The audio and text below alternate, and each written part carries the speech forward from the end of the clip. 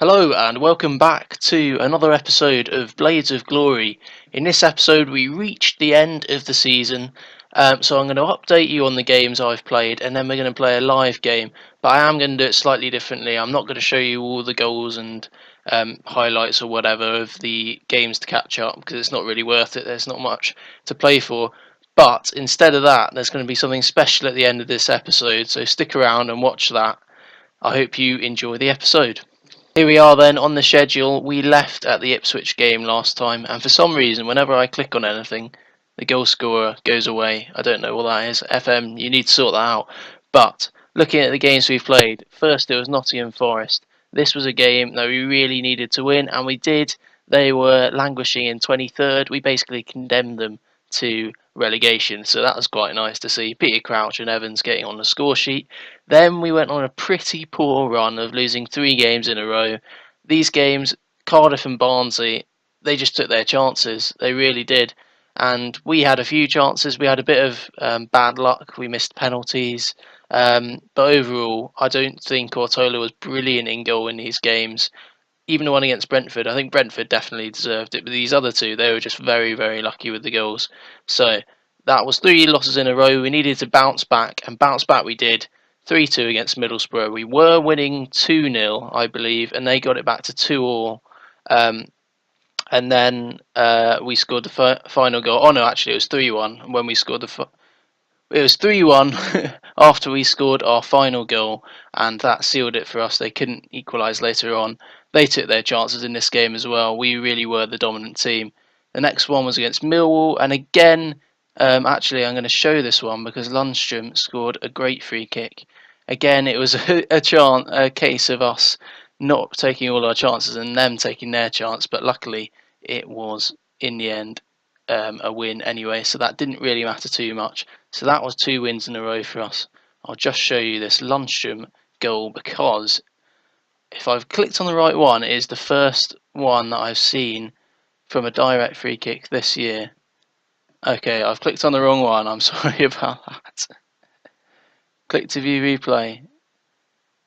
Oh right, okay, I've clicked on the wrong game. The actual right game was Birmingham. This was it. We won 2-0 away. They were battling at the top of the table, so it was really, really surprising we managed to win this one. We stuck with our what we've basically been using at home was the 5-3-2 with a cam and then 2 central midfielders. We stuck with that for this game, and because we weren't getting any results away from home. I'll show you the away from home results as you've just seen. Lundstrom with a direct free kick. It's not that pretty in 2D. It probably would have been better to see in 3D, but you might see that again at some stage in the season review. What was I saying? Away from home, we've not been great. Just to cover the last game we drew at home against Preston. Maybe we should have won that, but let's just click on take off the home games for this season. We'll swap it onto fixtures. This is really not good enough. We've won in the FA Cup. We've won a few times in the league against Bolton, against Leeds, against Burton, against Birmingham. That was really an anomaly because we'd only beaten the teams that were down there at the bottom. Our away form really needs to improve. We were a bit like Burnley last season in the Premier League.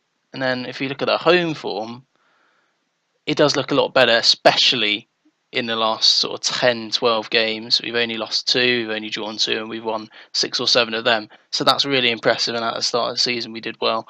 That was the games we lost there, that was in a massive run of losing, so kind of discount them. We need to carry on our home form into next season, but just somehow work out how to pick up away wins, and hopefully we'll pick up one today in a match I'm just about to show you against Bristol City, and then that maybe shows evidence that our formation is beginning to work away from home as well as at home. Hello, and here we are with the tactics for this game. We're going to go with our usual formation, which has been working as I just discussed, but as it's the last game of the season, it doesn't mean anything really what we do. We're in 17th, not worth showing you the table. I think we could move a little bit at this stage. I've brought in we've basically just moved out all the loan players because there's no point in seeing how they do. We want to try and get all the players that are actually at the club. We might look to bring back Carter Vickers maybe and Maybe Peter Crouch on a free, but apart from that, players aren't likely to be back at the club. So I thought we'll play the players that are actually at the club. So we've changed a couple of roles here. We've put Fleck onto a deep lying playmaker and Brooks onto an attacking midfielder. I don't know, maybe that'll work. And we've also moved around the back, so we've got two coverers. And to accommodate Stearman, I really want him to do well, so I'm going to put him on the stopper role and see if that works for us. On the bench, we've got a couple of these youth prospects. Mike Clayton, obviously he doesn't look brilliant at the moment. He's being tutored. His determination has increased by 2 since the last episode, so that's quite good to see. Daniel Smith, he looks quite good for a centre back at the moment. For 16 years old, he looks good in those areas. So he might get a bit of game time next season. I'll try and bring him off the bench in this game if I can. They're both supposed to be intelligent. Otherwise, the squad looks pretty normal, apart from Shaibu. I thought I'd give a game up top, as Chet Evans just really isn't playing well at the moment. So they're lining up with the annoying 4-4-2, in my opinion, and Jeju up front, or Jeju, whatever you pronounce his name, is their top scorer. That's unsurprising. It still haunts me, the 2 goals he scored against me earlier in the game last year on the game, I think. He scored those 2 goals to punish us and just win, and we couldn't break them down after that. So we're looking to take the lead. I think they're very solid defensively. So, lads, as it's the last game, I could say just play out without pressure, but I want them to avenge the result. I want us to beat Bristol City, and actually they could be in the table because they were up the top beforehand. They could be looking to climb up the table and potentially get into a playoff spot. Yes, they do look to have a little bit of a chance of a playoff spot. So if we can deny them of that, I'd be quite happy. Sorry to any Bristol fans out there. I have something against Bristol for some reason, but hopefully we can get rid of them. I'll just move these around as they potentially have a chance here. Engval through to Deju, and Ortola makes a good save, but that is just a sign of what Jeju can do against us. He looks like quite a good striker. They've got another chance here as throwing comes in. Brian Magnuson forwards Patterson. We get the tackle in. Concert as well there. I'm just going to try and adjust this formation. There we go. Finally, it's adjusted. Oh, can we not put it back in its position? What is going on? Right, sorry about that. Jeju gets the chance, does he? Engval, it comes out to him. Ortola, it's one of those stupid highlights. We haven't really produced much. There's a corner now. I did change our set pieces not too long ago, and it seems to have done the trick a bit in terms of us conceding from set pieces. There's another chance for them potentially here though. Lecco coming down the right, he's got a lot of pace on him, plays it into Engval, and it is dealt with sloppily by Ortola, but Lafferty gets it clear. They've got a ball again here, and they really seem to be putting the pressure on us. Engval tipped wide by Ortola, good save from him. It's not really particularly encouraging for us this first half. I may have to tinker a bit. We've got a lot of the possession, but we conceded quite a few shots, so it seems we're not really playing particularly well this game. Right, I've told the players they're not playing well. I'm just going to have a look. Potentially change anyone. Stearman's not playing very well. It's no surprise. Shoibu, you've had your half, mate. You're coming off. Clayton, it hasn't fixed this, but Clayton's coming on at half time. Go on. Why not? I mean, if we lose this game, we can just put it down to playing 2 strikers that we wouldn't normally play. Although the rest of the team is pretty much the first team. So, apart from, I'd say, Ender Stevens on the left. But maybe there's a chance for us. Clayton on the ball now. Can he do something? Great ball into Lafferty as he comes forward. Is he going to take the shot? He turns it in. Brooks with the goal, and that is what we want to see in the attacking midfield position, not the advanced playmaker. He finds the net. That is what we're probably going to go for next season, because Coots and Fleck can play deep line playmaker very well.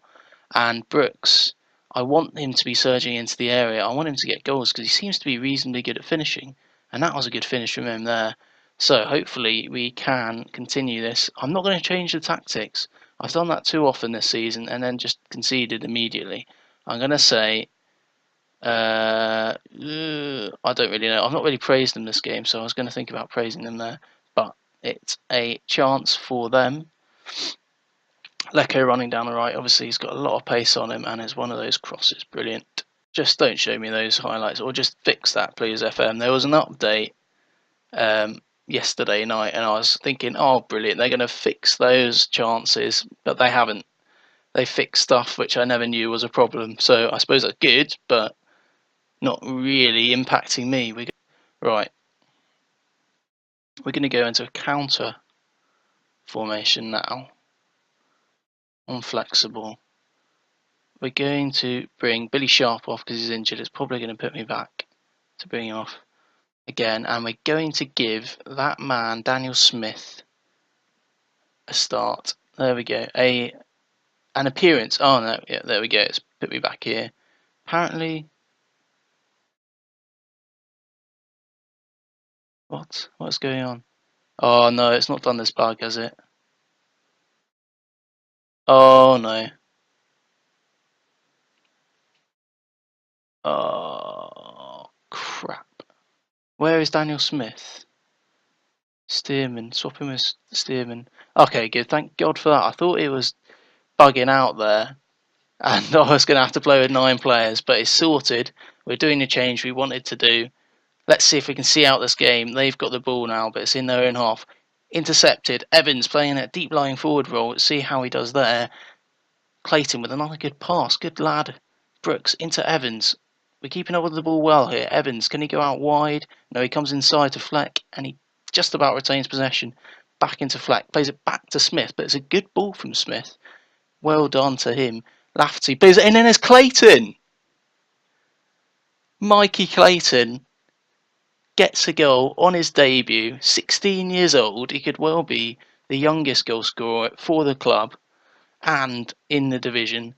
I did not expect him to score. I was only playing him just because I thought it was a bit of fun. The last game, why not?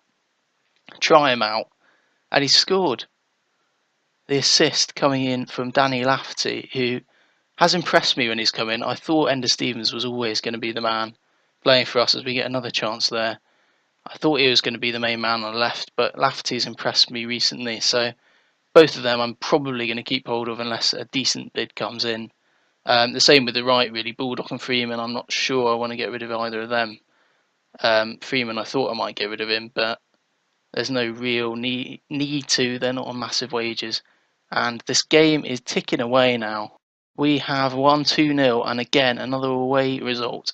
And potentially one, which I mentioned before the game, denied Bristol City. It was a pretty even game. Shaibu didn't play well. I think Shaibu just is awful. Like, Clayton's come on and he's scored a goal. Shaibu just never does anything in a game.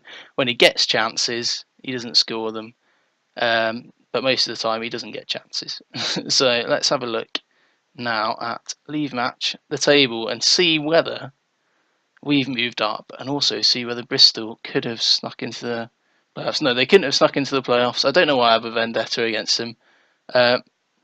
Conscience is clean over that, being so happy about them not getting in the playoffs. We've just finished below Sheffield Wednesday, actually. Stayed in 17th place. There's 7 points between us and 18th. And more importantly, 16 points between us and the relegation zone. And less points, 13, to the promotion. So, I'm going to end this episode here now. And there is my after-match press conference coming up. So, I hope you enjoy that. Hi Sam, this is Jim Henry from the Sheffield Express. We just wanted to ask you a few questions about this season and your aspirations for next season. Yeah, that's fine, absolutely fine.